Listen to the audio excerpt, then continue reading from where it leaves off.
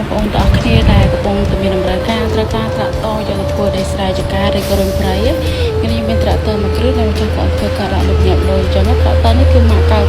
គូបតាកៅរសាសេរីឆ្នាំ2021ចាស់ក៏ដាក់លុបញាប់លុយក៏បងប្អូនត្រាក់តនេះស្អាតណា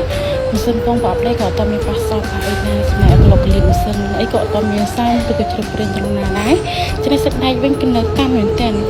គឺនៅភ្លឺស្អាតណាអត់មានបាក់បែកអីត្រង់ណាបងប្អូនចំណេះកង់គឺនៅថ្មីតែមួយគ្រាប់ហើយស្នេហ៍កៅអៅវិញគឺនៅសំណុំជុំបងប្អូននៅតមូលហ្មង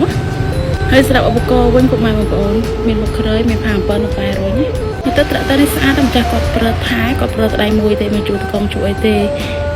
តែសារគាត់កូនលុយកូនអីចឹងគាត់ធ្វើការដាក់លុបលាប់លុយចឹងណាពុកម៉ែបងប្អូនត្រាក់តនេះស្អាតពុកម៉ែបងប្អូនមើលគឺគាត់ម្ដងទេព្រោះត្រាក់តនេះគាត់ធ្វើការរងថ្ងៃពុកម៉ែបងប្អូនគាត់អត់សូវវឹកវើអីណាទេដល់សារអត់សូវមានអីធ្វើចឹងណាគាត់រុញដីឡានតិចតួចដីស្រែតិចតួចចឹងណាបងប្អូននេះគឺជាវីដេអូក្លុកកលៀតចិត្តឲ្យបងឃើញចឹងពងមុខអីគឺស្គូចេះមកមិនទាន់ជ្រាបព្រៃត្រង់ណាទេបងប្អូនអញ្ចឹងគាត់ប្រថាម៉ោងអីគាត់ទៅប្រើបានតិចតួចដែរទេបងប្អូនអត់មើលក្លុកកលៀតមិនសិនបានគឺស្ងួតចេះមកអញ្ចឹងគាត់ប្រថាក៏បានខាងគោខ្លាញ់អីថែមទៀតចឹងបងប្អូនអាចមើលតាមវីដេអូចាក់ស្ដែងបានម៉ោងគឺ5500ម៉ោងជាងបងប្អូនគាត់ប្រើថែដៃមួយមានជួយតកងជួយអីទៅទៅនេះស្អាតបងប្អូនយកទៅគឺចាក់ទៅព្រៀងប្រើតែម្ដងអញ្ចឹងណា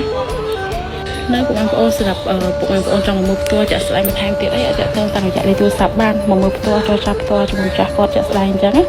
ស្នេហ៍ស្លឹកផាបងប្អូនមើលឃើញចាក់ស្ដែងតាមវីដេអូបានគឺក្រាស់ខ្មុកហ្មងចាក់ទៅនេះគឺស្អាតបងប្អូនមើល